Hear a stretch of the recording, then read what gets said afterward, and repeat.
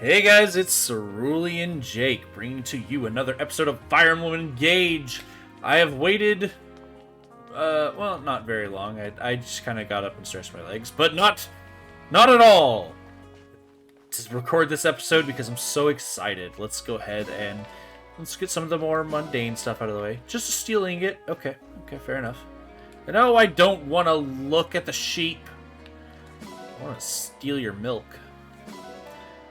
Yeah, every type of animal is guaranteed to give a certain type of reward. So you can get a lot of good foodstuffs out of this. But we are definitely in it for the dogs, for sure. I don't think that I could have traded them. Oh, this is the Record's house. This is a new thing that's available, but we don't really care about. As a matter of fact, we don't even want to go this way first. Yada, yada, yada, yada. Okay. I don't think I could have traded out the dog and gotten another ingot. I think I have to take what I had, but I guess it's worth trying if you guys wanted to. Hey, I lost a weapon back in the garden well. If you spot it, bring it back to me. So now that well that's been sitting back there taunting us actually has a purpose. So let's go check it out.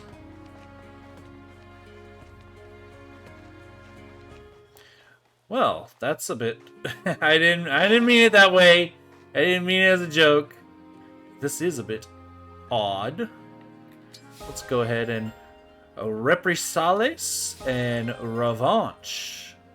Well, alright. Got some interesting looking weapons here. Let's go take it back to the armorer, see what he has to say.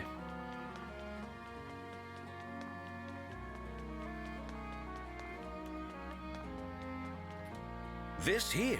Found my weapon? Wait, you found both of these in the well? Neither is the one I dropped. But they're great. Clearly not forged by any nation here. You should hold on to this one to find one.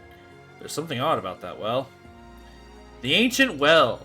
You can now drop weapons and items down into the well. And once you've completed a chapter, paralogue, or just map in general, you can come back. And the items will have been exchanged for something completely different. So, let's give it a check. This is definitely something you are going to want to do every single chapter. Of a strange presence coming from this well. I have not been able to find anything unusual about it, but perhaps you should investigate. This is also the introduction of the Fell Xenologue. This is something that comes with the DLC, I'm pretty sure. Basically, this is like a post-game story, and it has a ton of spoilers in it. So I don't recommend doing it immediately if you've never played the game before. That said, I will mention this for those of you who haven't played it and you don't know. There are entirely new characters that are introduced in the Fell Xenologue. And if you complete the Fell Xenologue, you will be able to play with them. But the difficulty of the Fell Xenologue is quite high. And although they do auto-leveling, so you don't have to worry about what level your units are, you will keep whatever skills you have inherited on those characters. So if you're going in with no inherited skills, then it's going to be a little more difficult than you may expect. I recommend just leaving it till later. So we're just going to focus on transforming items. Let's just take a bunch of stuff that we don't need anymore. So what we want to do is we want to pick an amount of stars that we want to get up to, and then we want to use the fewest amount of items possible to get there. So let's say I want to go for 3 stars. Let's just start picking out some iron weapons. We've already got 2 stars. This is based strictly on the price of the weapons. So if I pick another iron weapon, we're not quite there. What if we add in a slim weapon? That won't be enough. What about an iron axe? You guys aren't using these, especially Boucheron. Okay, we're still a little out of range. What about a slim weapon? No. Trying to cheat it as much as possible. We're not going to need that surge, so we could throw that in there. Now will a slim weapon do it? It will. Alright, perfect. Yeah, I mean, we really don't need the slim lance anymore since we're using Fencelir. That will put us at 3 stars. And we'll just go ahead and throw those in. There are some tables that you can look up to see what all you can possibly get from the well. There's a lot of really good stuff that you could pull up. I recommend early game that you just go for 3 stars, because if you try to go for anything higher, that's going to be quite expensive, and you're going to lose a lot of your best weapons. For example, getting 5 stars requires that you throw in a bunch of silver weapons, and I wouldn't call that worth it.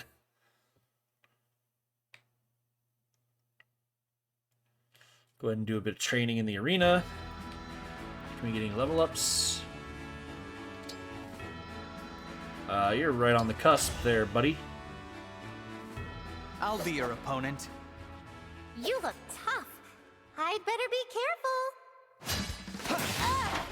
You should. Dang. You got me. Somehow I won. All right.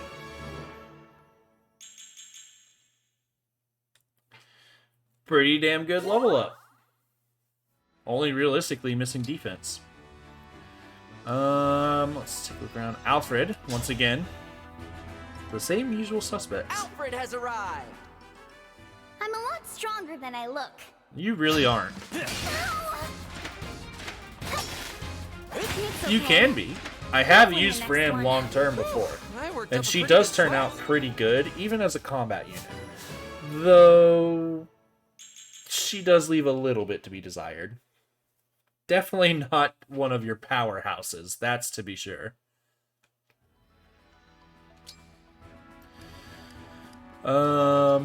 Anyone else? No, doesn't look like anyone else is right on the cusp. So let's just hand it over to Jean. He won't win, but getting some EXP on him is always good. I'm, Jean. Should I really be here? Not really. I am Etienne, a royal knight of Firenze. So something I haven't mentioned about arts is that they do actually have a niche usage. It's been an honor. You actually could have won that, Jean, if she missed that last one.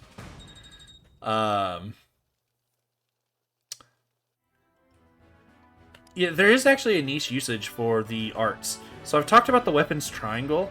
There's also the weapons outside of the triangle. All of them. Magic, bows, and daggers are all weak to arts. They will get broken if hit by someone using arts. That was meant to try to make them good, but they still just don't do enough damage to actually be worth it. Mind you, if you have someone like Jean to stay in the class, he will eventually get so strong that he makes it worth it. But again, Jean is better served outside of this class, considering the amazing things he can do with all of those growth rates. Now let's take a look around at my skills to inherit. I don't think that we've made any changes because there's only one person that I want getting anything from Micaiah. So, realistically speaking, yeah, we don't have anything new to do here. So let's just leave. One of the things I wanted to cover about Micaiah, I did mention this, is now we have a new set of rings that we could possibly craft from Micaiah. We could get the bond rings. Like I said, you're realistically just wanting to get the S ranks that have the skills attached to them. Micaiah's are the Soth and Elencia. Neither of which are worth it. I swear, it's some of the most useless ones possible. The idea behind them is that they are supposed to be for training other units because they leave enemies at 1 HP. I remember that there's some sort of difference between them, but it's pretty close. They both effectively leave the unit at 1 HP. It's not good. I don't like it. I just tend not to use it. But I guess if you really, really like Soth, because he is pretty cool, I guess you could get it. But we have been getting a little message that says there's something on Lookout Ridge that we need to get. So let's head up here and check it out, shall we? What is up here? Divine One, we discovered this mysterious bracelet in southern Firene. There appear to be more of them enshrined on the islands off the coast. We should investigate. There's an emblem inside this bracelet, all right. The presence inside is complicated, but I think I have the invocation. Lead us, Emblem of Rivals!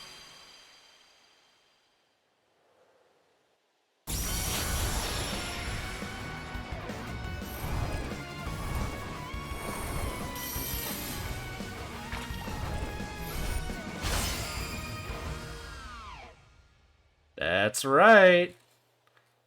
We get a free new emblem. Finally, we're free. I am Emblem Edelgard. Pleased to meet you. I am Emblem Dimitri. I guess that makes me Emblem Claude. Hi there. That must have been a crowded bracelet. Sorry, I should introduce myself. I'm the Divine Dragon. You're obviously not from Helios. May I ask what you're doing here? Until recently, we were the guardians of another world. It seems we were moved somehow. I get the feeling you've come to give me some sort of test. No need for that. You were able to summon us. That is enough. And your timing is excellent. We were just growing weary of each other's conversation. Speak for yourself. I thought Dimitri's stories were getting better with every telling. Yes, the sarcastic interruptions kept increasing too. Coincidence, I'm sure. You three all seem to be really comfortable with each other. Appearances can be deceiving. Really, Edelgard? She's kidding. You can tell because her face looks exactly the same as when she's serious. We have always been in competition. It will be refreshing to join forces. I should explain. We were all students at the Officers' Academy, but we led different houses. That's what you meant by competition. Yes. We only truly came together for special events, like the Battle of the Eagle and Lion.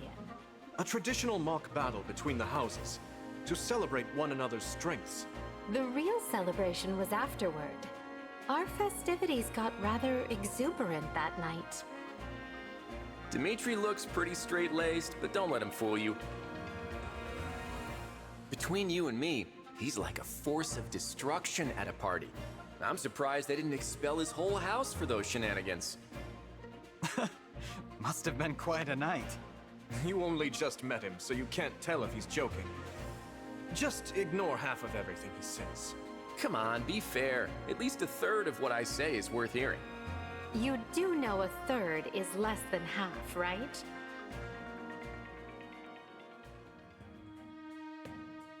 Incredible. Let me say it formally. Our power is at your disposal. Please make the most of it.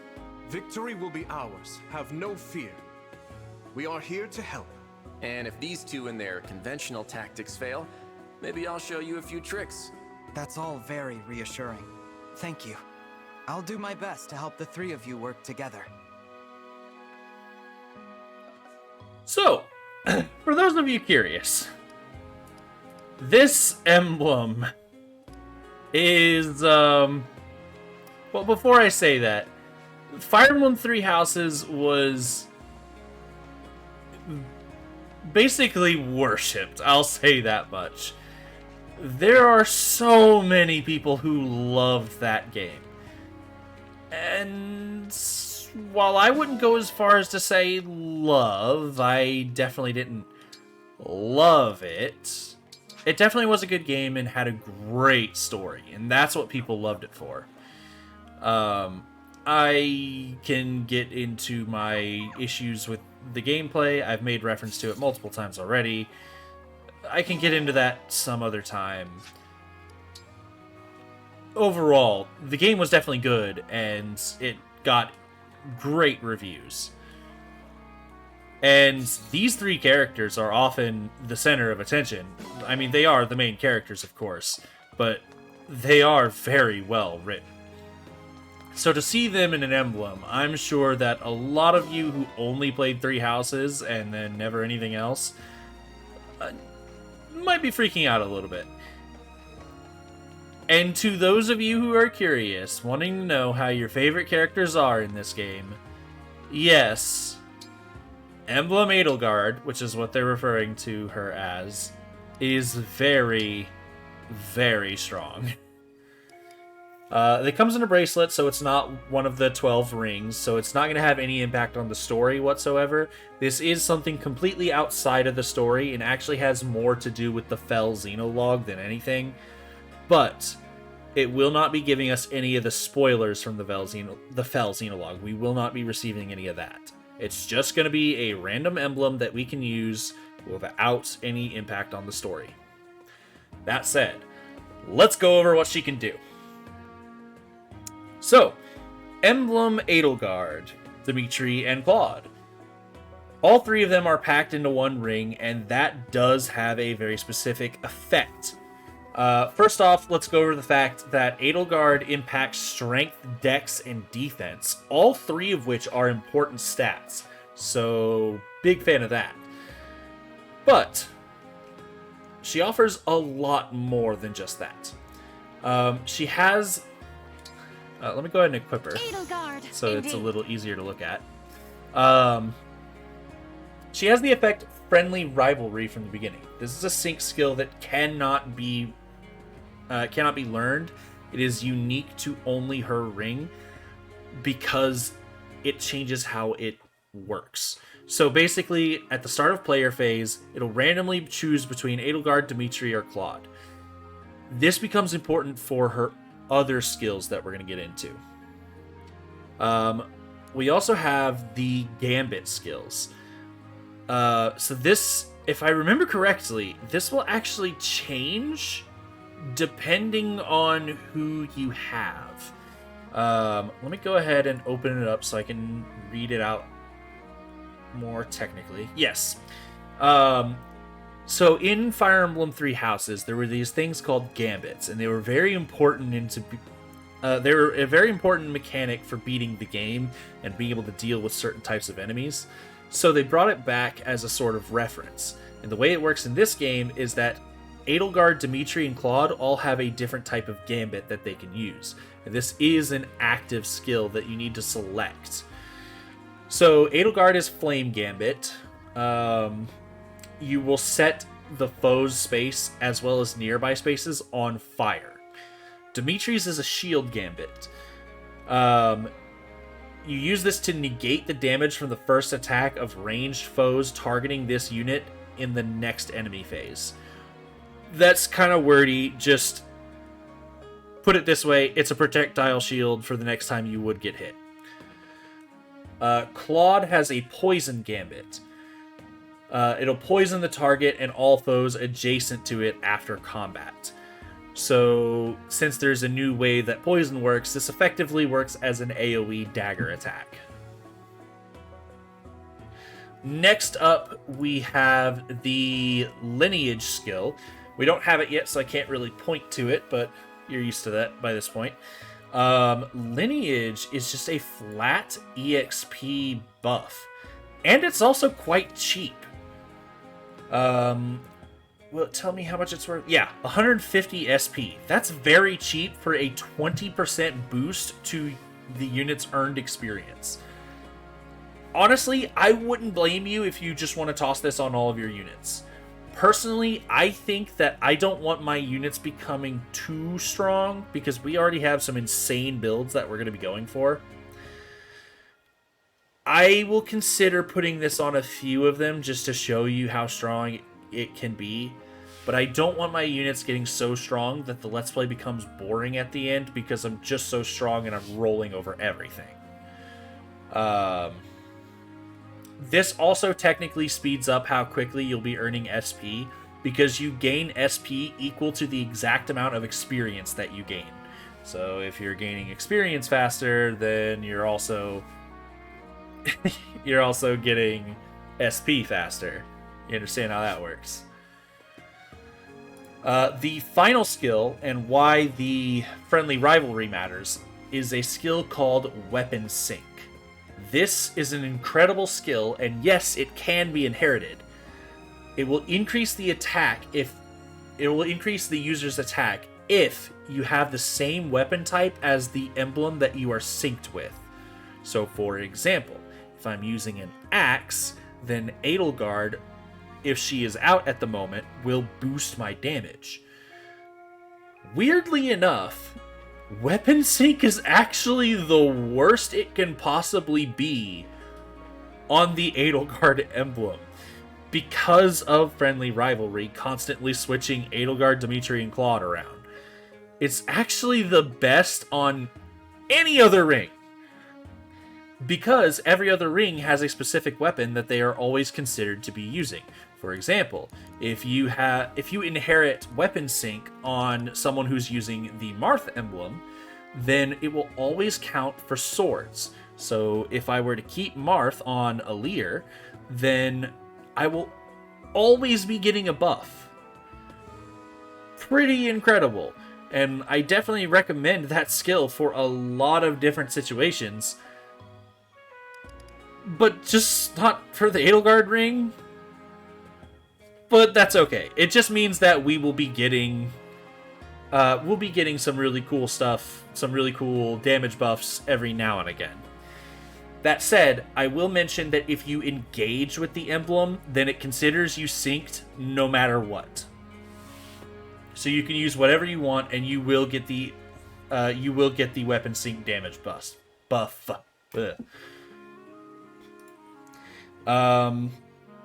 Next thing on the Edelgard ring, we have combat arts. So, combat arts is another one that has a lot of details to go over.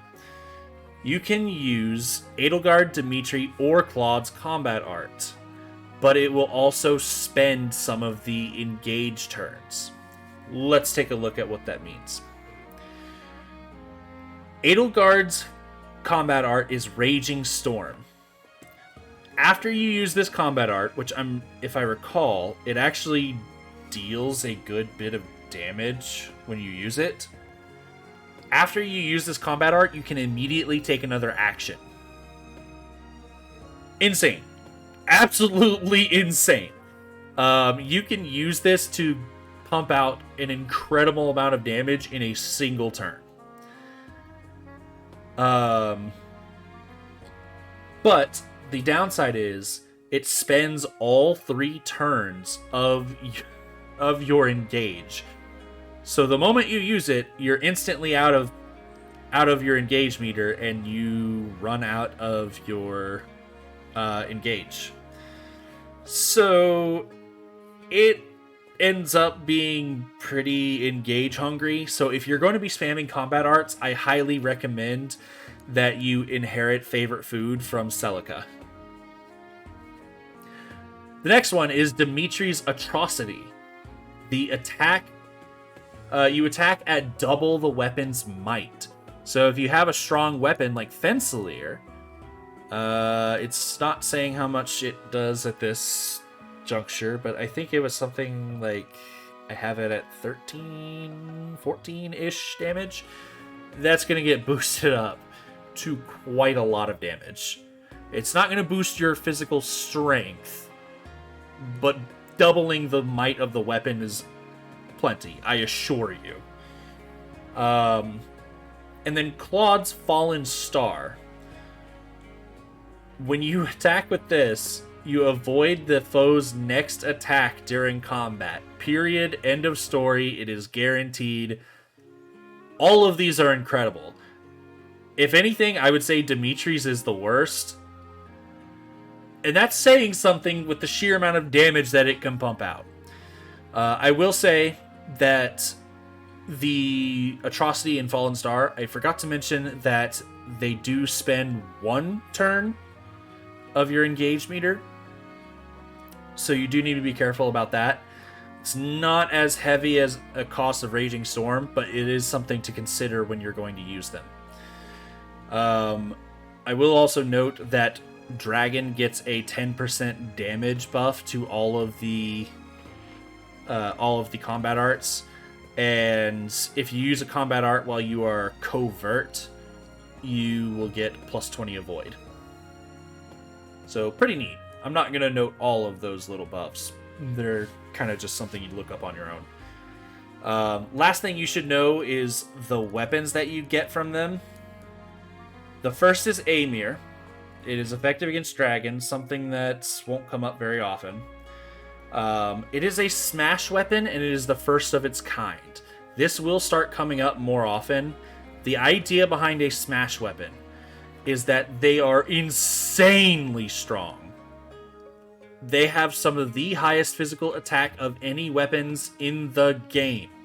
However, they are also the heaviest weapons in the game. Not that it matters, because smash weapons cannot follow up. And even if you initiate combat, you will not be the first person to strike. They will always go last. Smash weapons in this game are not very good. I do not recommend using them. Amir, on the other hand, because you can use it as part of a combat art, becomes a little more worth it. So I'd put some consideration into it. The other two I need to look up, because Edelgard, I think it just has that same effect as Atrocity, where its damage is...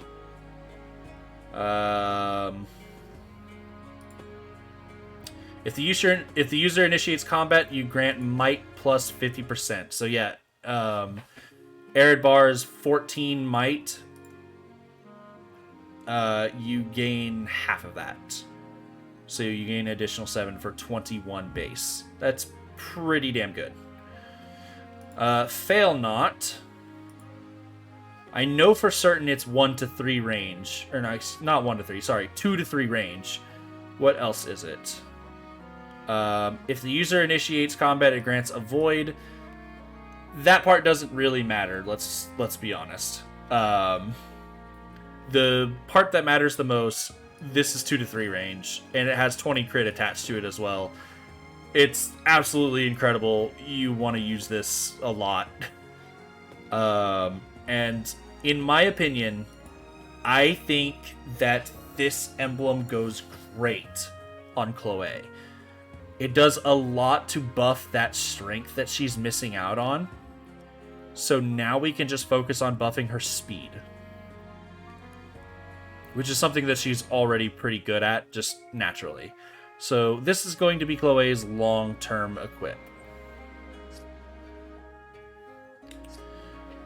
Oh my god, there's one more thing we need to cover.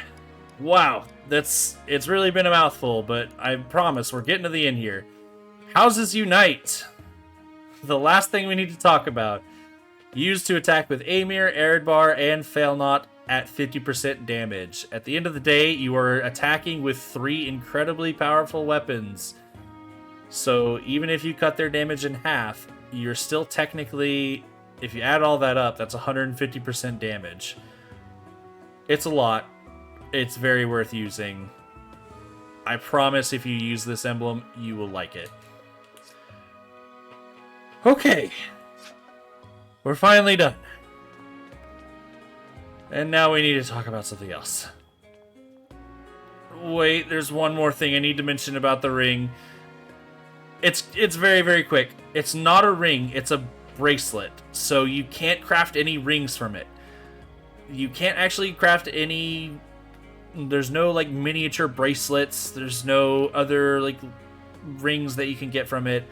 It's just a bracelet all of its own accord. You don't get anything extra. There we go. That's all you need to know. Hello. Jean, can you cook me up something? I'm hungry. So you can order meals, and your allies will cook them for you. You will also get support bonuses from whoever you choose to eat with. You should also take note where your character is from. So Jean happens to be from Firenze. So if I were to dine with people from Firenze, one of his specialties, something he's good at cooking, is going to appeal to them. So this peach cake, which is from Firenze, will appeal to Alfred and Celine. And not to mention, if you look at those effects, this is actually a pretty good one. So we're going to... You can make this for free. You don't have to have any of the items. So if you don't have peaches, you don't have to worry.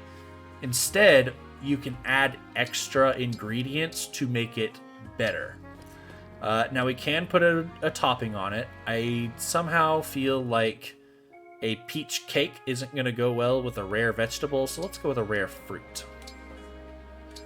This'll be just like mixing medicine. Let's start cooking. Okay, so if I add these two together, looks good.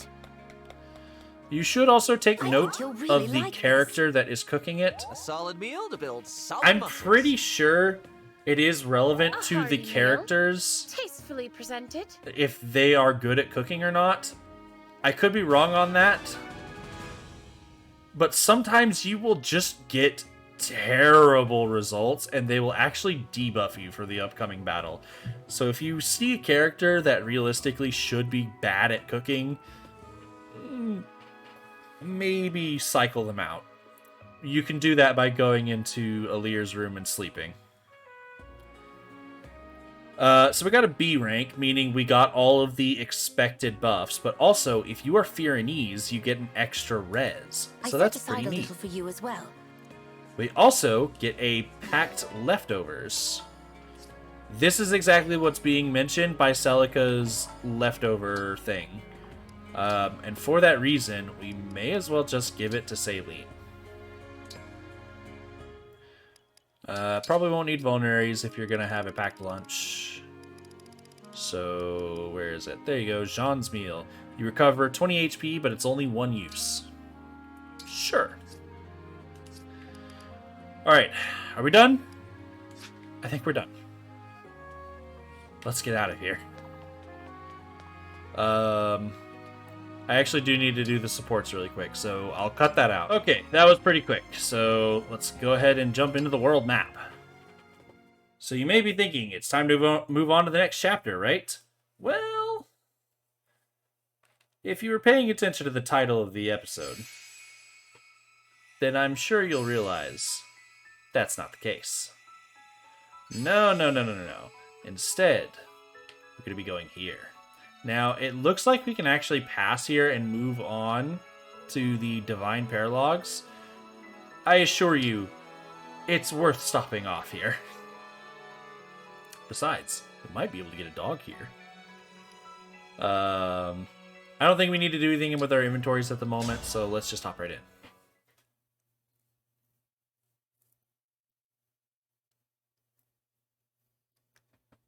How much time did I spend? 30 minutes explaining all that. Wow. You still haven't found her? Sorry, boss. The thief was too quick for us. We lost track of where she went. We're supposed to be the thieves, you bums. We steal, we don't get stolen from. Well, she can't have left this fortress yet. Go catch her, no excuses.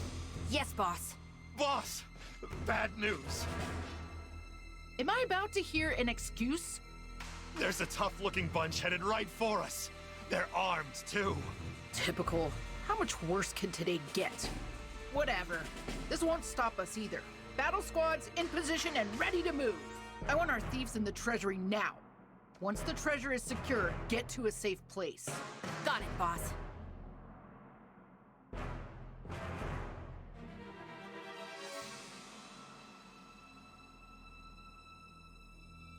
Pretty basic setup here.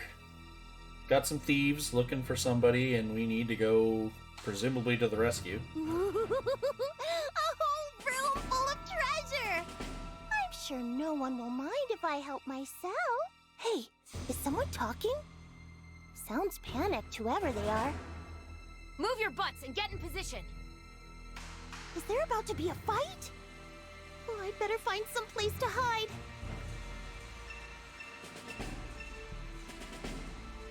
I guess this is my best option. Can you believe the luck we're having today? Less talking, more stalking. Make sure your gear is ready before things kick off. Stalking? Uh-oh. This is way too many bandits to make a clean getaway.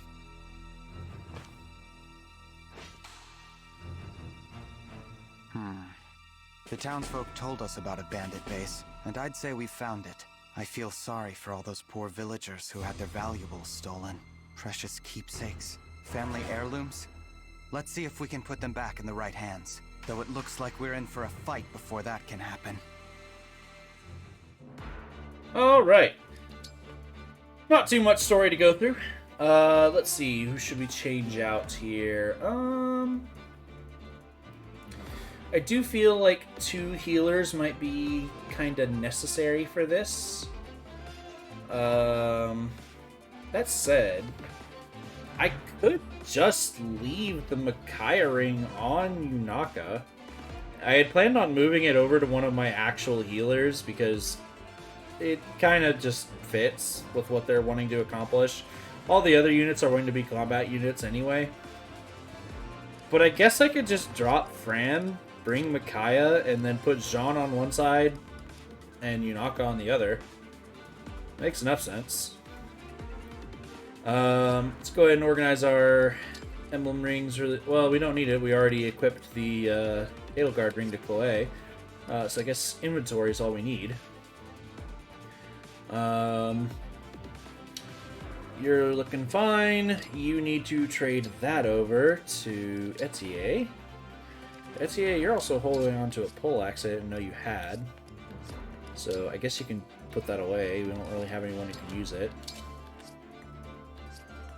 Celine. I did forget to mention that Micaiah and Edelgard actually do have some engravings that we can put on some weapons now, and I do have a place for the Micaiah one in particular. Edelgard is also a very good engraving, but we'll get to that next time, since we've already spent so much time in the Somnial. You're fine, you don't really need anything else. You're fine. You need to borrow one of those healing staves. May as well take the good one. And then I think we're good.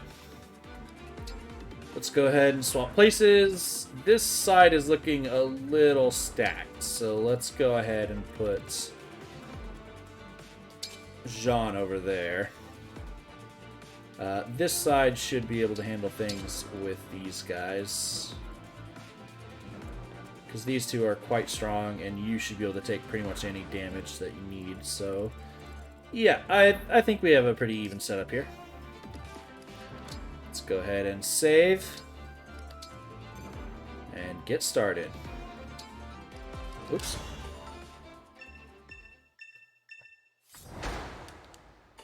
Defeat Mitan. I'm sure we can handle that. It will attract a lot of attention if we just run right up, so let's just go ahead and let's bait. If I want to bait this other axe guy, I also have to bait the thief. So I think so long... Well, how much res do I have? 6? Not much. But we do have a lot of avoid at 40. Well, if we get hit with a single axe, we're already up shit creek, so let's only draw these 3. I think we'll be fine with that. We can also go ahead and chain guard to make sure that we don't get hit with the first one. And we will put... We fight for peace. You here. Probably have to do the Iron Lance to make sure Jean doesn't get hit. That side's looking fine to me. Let's go. Can we get forward enough? We can. You cannot one-shot this guy, though. For peace. Guess we'll have Saline pop up and just do a little bit of chip damage.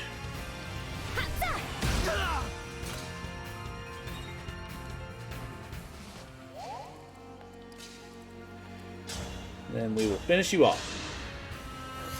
So there is something I want to mention about Emblem Celica. Simple enough. I did mention that, in my opinion, Resonance is a very good skill. I have since looked it up and gotten some information about it, and I do maintain that opinion. I have not changed my mind on that. And let me explain why. I got to thinking about it, and Hang in there. Emblem Celica also makes it so that you can, instead of inheriting Resonance, you can inherit just a pure magic buff, which is effectively the same thing. So, what's the big deal? Like, why would you ever bother to do Resonance where you have to pay HP when you could instead just have a magic buff? I mean, this would also technically buff your capabilities of healing. And I agree, I do think that pure magic is probably the way to go. Especially since the lower amounts of magic that you can get are cheaper. Now, if you go the highest you possibly can, then I believe that magic actually gets more expensive than Resonance. But if you're not worried about the price, then technically magic is better. But there is one niche scenario that you should be aware of in which Resonance is still technically better than just a flat magic upgrade. And that scenario is if you are trying to damage someone who completely just tanks all the damage. Resonance will still give you a flat buff to that damage, whereas magic, if they have so much res that they're blocking you, that's just the end of that conversation. Looks like we can still kill you regardless of the disadvantage, so Chloe is definitely pulling some work here.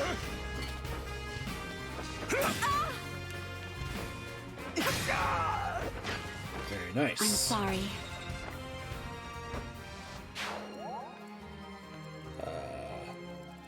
We can move up, because that thief isn't going to attack us. We can just get healed regardless. We definitely want to be going full speed ahead here, because we want to get to the center as soon as possible.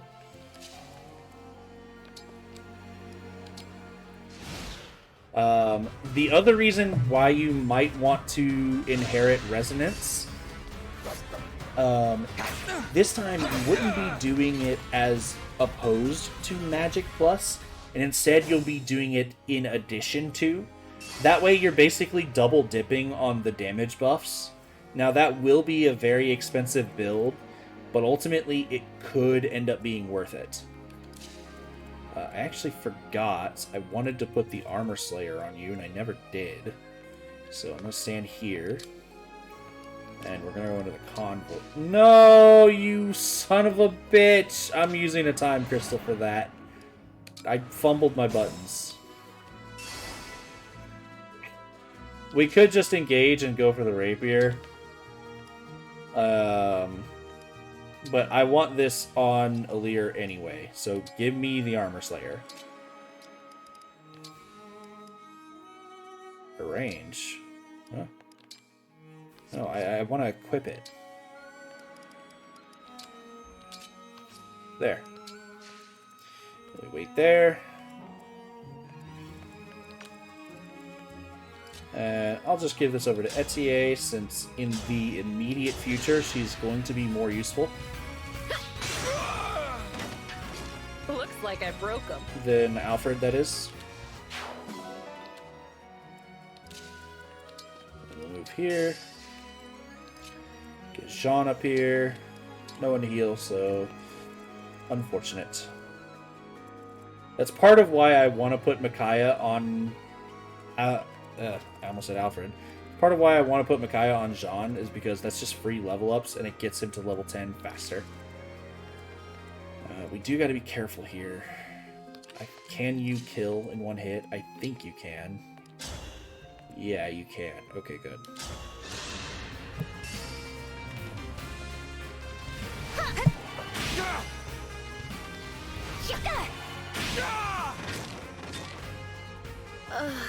Easy peasy. Got favorite food, so we can actually make use of that packed lunch now. We're not actually killing you because we're not fast enough. If we engage and use Amir, we could. It's a shame we don't... Well, it wouldn't matter if we had Dimitri because we don't have weapon sync yet. We're still working on that. We can't actually reach. This will be fine. We'll just attack.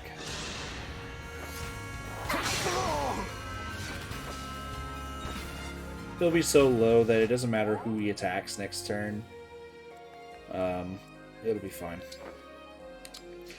Move up. Move you here. You're falling behind already, even though everyone has the same movement as you. That thief is going to swipe a Master Seal, something we definitely want to get our hands on. This thief will swipe a Strength Tonic, something that's, not bad. We'll take a big chunk there, but deal some insane damage back. I had to stop you. This is why the Armor Slayer is excellent. Also take a good hit there, but Jean's right around the corner, so we're not too worried about it.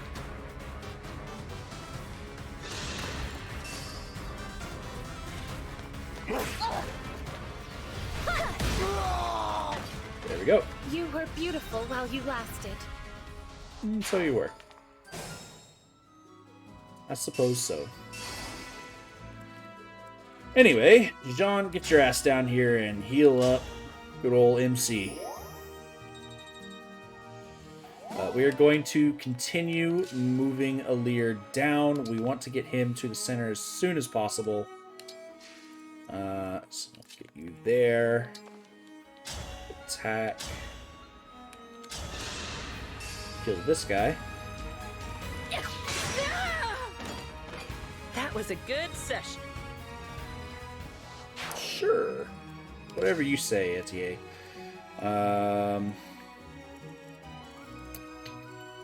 We don't really need to be anywhere in particular right now, so we'll just come on down here. Oh, we haven't moved this entire side yet. I forgot I've been moving the left side first. That's fine, because we're just going to try to take out this guy as soon as possible.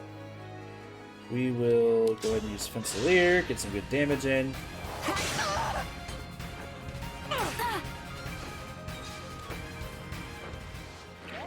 And we will move away. We do need to be careful of this archer here. But we should be able to just finish him off. We'll take some big damage. Since we're an armor knight, we don't really have any res, but I don't really care. We're not going to die. Especially since he's using thunder, he won't be able to double. We can finish the kill off with Yunaka.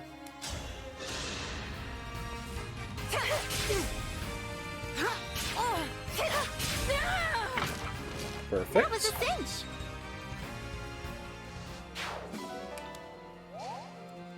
And you actually can't run away. You'll end up running into this side over here. You may also just choose to attack instead. I don't really know what your AI is going to want to do, because they're supposed to come to this door, destroy it, and then flee here. And then this one will destroy this door. But in my opinion, My resolve is unchanged. we can just do this. Like, not really any point in holding it.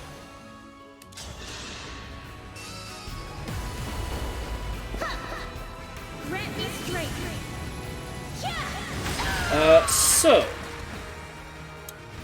we've been talking about skills so much lately, let's talk about a different kind of skill. And I'm not talking about anything related to the game. Class changes. I'll go over it later. I'm not talking about anything related to the game, so you don't need to open your brain up and go... Just move? So that's where you don't need to go big brain. I've been found out! It won't open! Hey, thief. Let go of the lid. Don't make me work up a sweat. Dang! Found me. Only one thing to do now if I want to get out of this. Time to show my skills! Yeah, no, I have a better Child in idea. there? We have to hurry and rescue her from these bandits.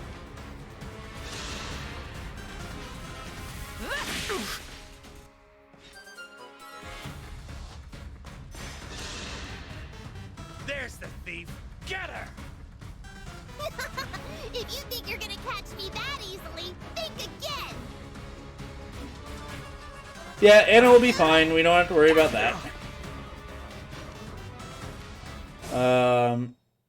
I'll go on that topic that I was about to talk about here in a little bit, because we're about to talk about something a little more interesting. Anna is a recurring character in the Fire Emblem series. It's kind of a running joke that Anna appears in every single game and always looks exactly the same and is always obsessed with money. It's no different here, except this time it's a child. Here? This is a bandit fort. It's no place for children. But you're not a bandit, right? So why don't you keep me safe? Well, I mean, I could, but... It's a deal! Thanks a million! You might not think so, but I'm pretty handy in a fight. Let me help you help me! And she's not wrong! Anna is an incredible unit that just is having an identity crisis. She is not meant to be a fighter. Why did they start you as this? Well, I guess I understand why. They want to force you to interact with the system, so I guess I get it. But no, Anna is not meant to be a fighter. Let's see, where is she? She's on my list here somewhere. There you are. Anna the Axe Fighter has a 35% growth rate in strength. And a 50% growth rate in magic. As an Axe Fighter! What the hell? You are not an Axe Fighter, you are a mage, and that is exactly what you're supposed to do with her. You are supposed to reclass this character and make her into some sort of magical-based unit. So I'll be showing that off and showing you just how crazy Anna can get. She's also one of the trainee units of this campaign. Jean is definitely your most classical definition of a trainee unit, but she marks some of the typical ideas of a trainee as well, being such a low level. So it sort of makes sense to call her one as well, even if she doesn't fully fit the mold. Her growth rates are just so insane, it's hard to not call her one, especially since she shows up as such a low level.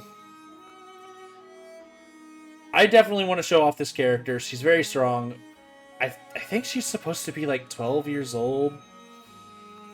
Maybe 13. I don't know. Whatever the case is, we are definitely going to commit a war crime. We already were with Jean. We're putting her to work, and she's going to fight in the war. The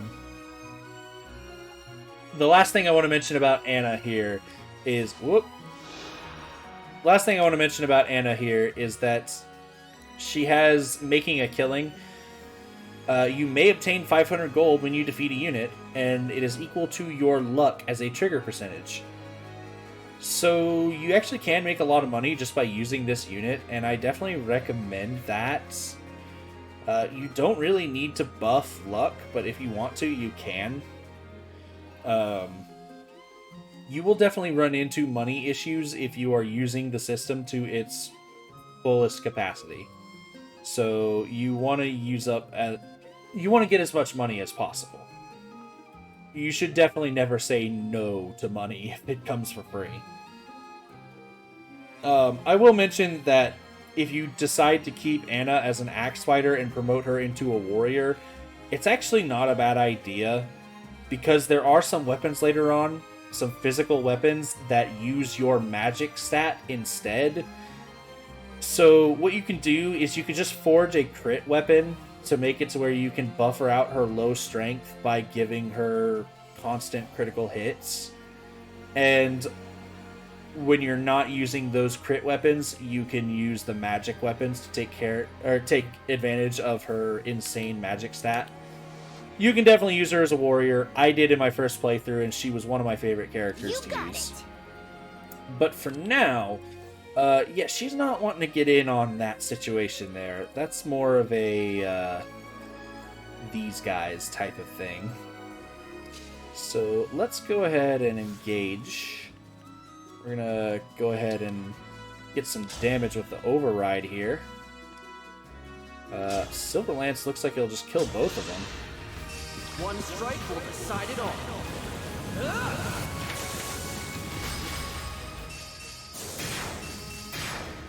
Nice. Bond level 7. That's actually a good bond level to get, considering what's coming up. We'll go ahead and get some damage in with Chloe. That's interesting. Haven't missed with Chloe in a while. Maybe we can feed this kill over to Anna. How much damage does she do? 9? How much damage do you do? You'll leave on 9. Perfect. We do get close to death, so we gotta be careful with that. Just more healing I can do with Jean, I suppose. Or, alternatively, I can go ahead and give Yunaka her free level up. Let's get Anna in here, finish off the kill. So I was talking about kills. Thank you. And we're not talking about the game, I'm talking about real life. So let's talk about real life skills. That's actually a sort of... I've been on the gaining skills grind lately. I took some time to reassess my life. I feel like everybody does this every now and again in their life. They stop and they think, what's going on in my life? Am I really where I want to be?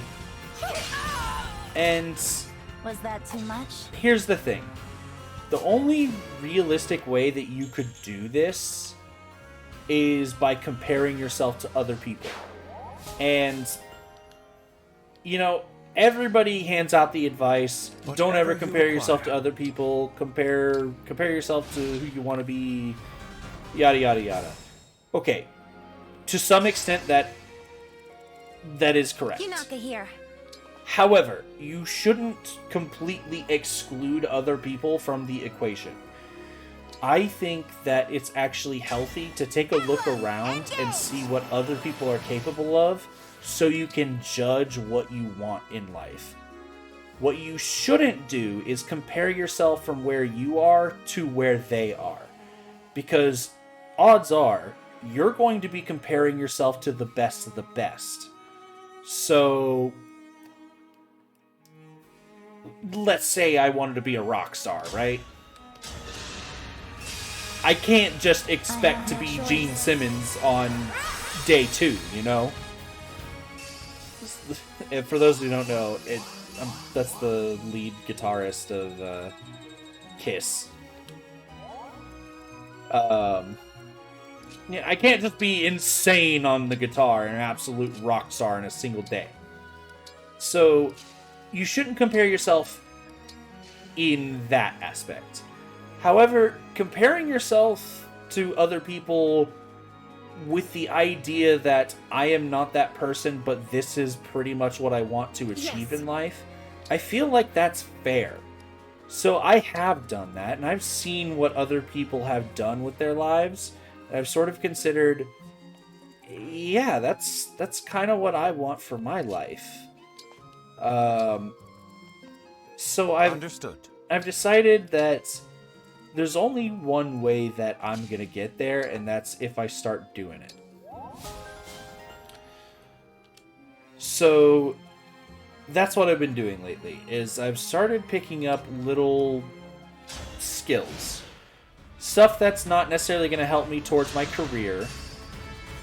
But I feel like one of the things that people are too focused on, and this is a critique that I will direct at America specifically, because while this is a problem... Uh-oh. Woo!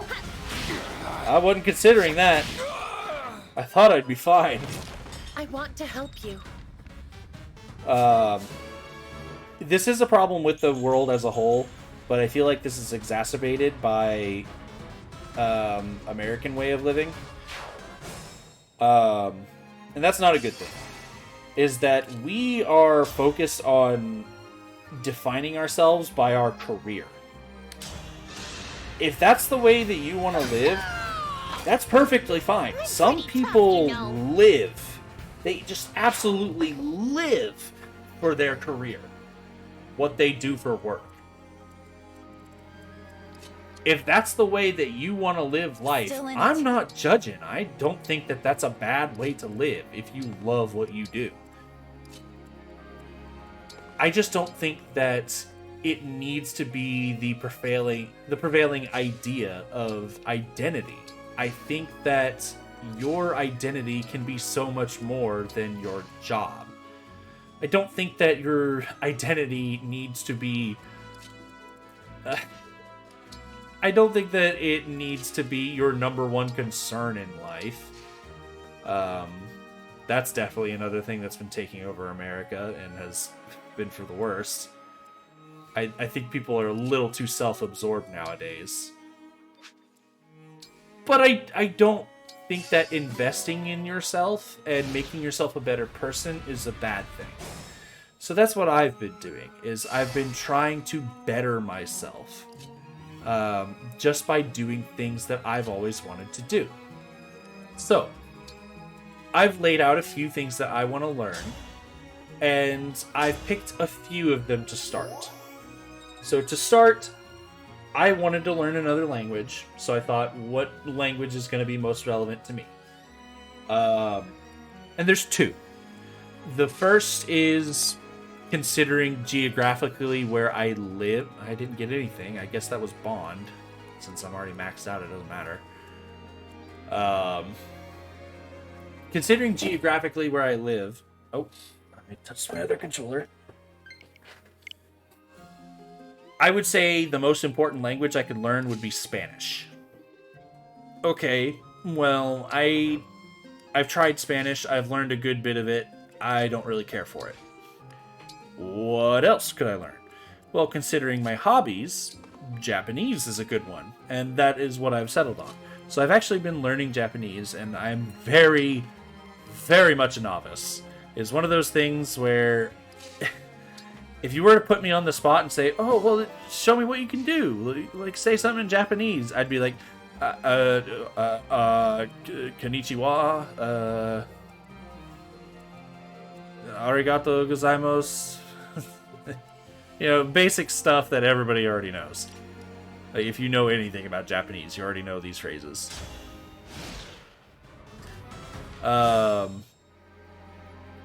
But I've just been taking a little time every day. I've been doing my Duolingo, and I've been improving. And it feels good. It feels good to know that I, as a person, am improving what I'm capable of. Got a nice little level up there. I enjoy that feeling to know that I'm progressing. And there's a whole bunch of other things that I want to do too. Again, stuff that is wholly unrelated to my career. What I'm doing right now is part of it. I want to get better at making videos. And while the video editing stuff is definitely going to come with more along the lines of my Pokemon stuff, I think this should actually be fine. I only have 8 defense. You deal... it's a lot of damage. We'll put Louis up here.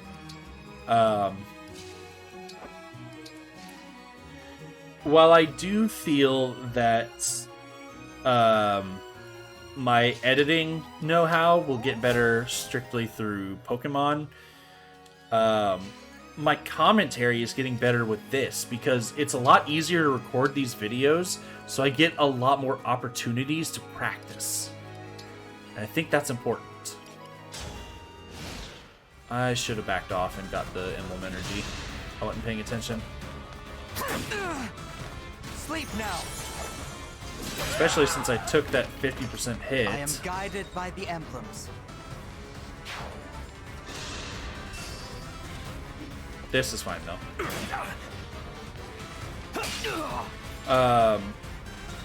A few other skills that I've been wanting to pick up. I love music. I mean, I feel like that's the most boring thing to say. Like, everybody likes music. No shit, you like music. Well, okay, let me explain further. I like music in a way that I want to get involved in it. I'm not satisfied just sitting around and listening to it. I'm a creative type. I want to create music. But I don't know anything about that. You know, I used to play trombone, but that was middle school, maybe a little bit of high school. That's, you know, sort of dating myself a little bit here. That was 8 years ago was high school, and since I quit trombone, maybe more akin to like 10, 11 years ago. It's been a long time since I've interacted with music in a meaningful way. You have like no chance of hitting me, but just in case this goes poorly, we'll enemy phase it. Not to mention it'll give me more of a chance to heal up people with Jean. Get some level ups.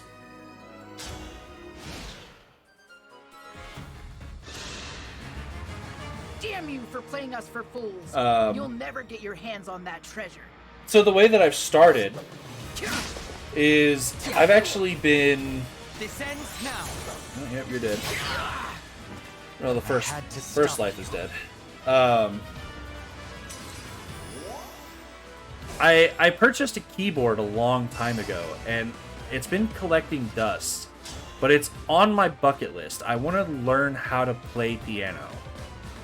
So that's going to be my first step, and if I want to take it any further than that, you know, I'm willing to learn how to sing. I'm willing to learn how to play, say, guitar. That's another one that I really want to learn.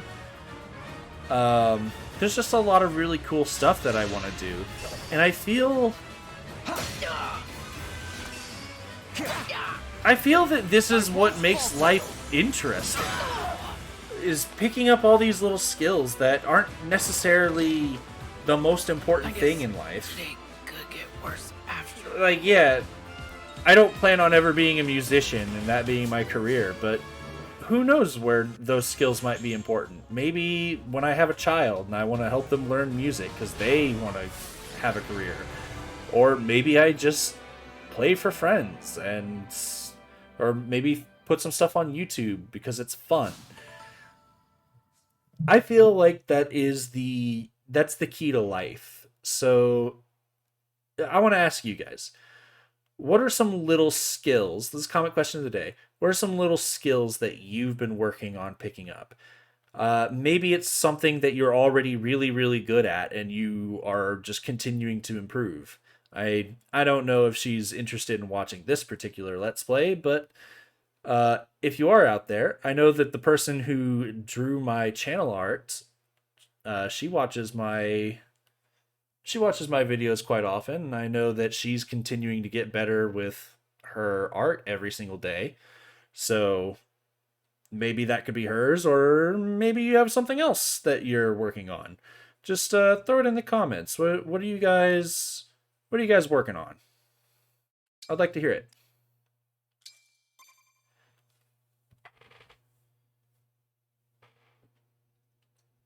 Here's hoping the local authorities will keep these bandits from causing any more trouble. Imagine if that was the whole Really cutscene. strong, huh? Do you have room on your team for me? You want to join us? I should warn you, our battles will be much more grueling than that. You'd be placing yourself in danger. I know I'm small, but I pack a punch. I can take care of myself, guaranteed. Besides, I've got nothing better to do. Not until I figure out where my family went. You lost your family. It gets lonely on the road. Maybe if I travel with you folks, our paths will cross someday. Well, if that's what you want, I have no objections. I'm the Divine Dragon. Looking forward to working with you. Hang on, what? You're the Divine Dragon? My sails, they're gonna go through the roof! Oh, and the name's Anna, but you can call me Lady Anna. Pleasure to be in business with you. Alright.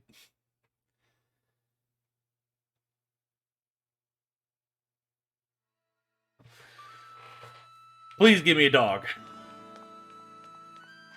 I think that's a cat. Oh, no, that's a dog. Thank God we got another dog. Hell yes. It's around the corner. Got some steel ingots. Alright, we'll definitely take those. Ooh, 120 iron. Very, very nice. These paralogs definitely pay off a lot better than the main chapters do. Some beans. We don't necessarily need those, but it's cool to have. May as well just take a pigeon off the street. Just steal it. Adopt it, I suppose that's a nicer word. But I mean, come on, we're stealing pigeons. Also, steal this cat. This cat, of course, this is how cats work. If you see a cat on the street, just run up and grab it. I assure you, nothing bad will happen. I believe I am legally required to tell you that I am joking, and that is a bad idea. I'm not sure, but I don't feel like getting sued. So don't take me seriously.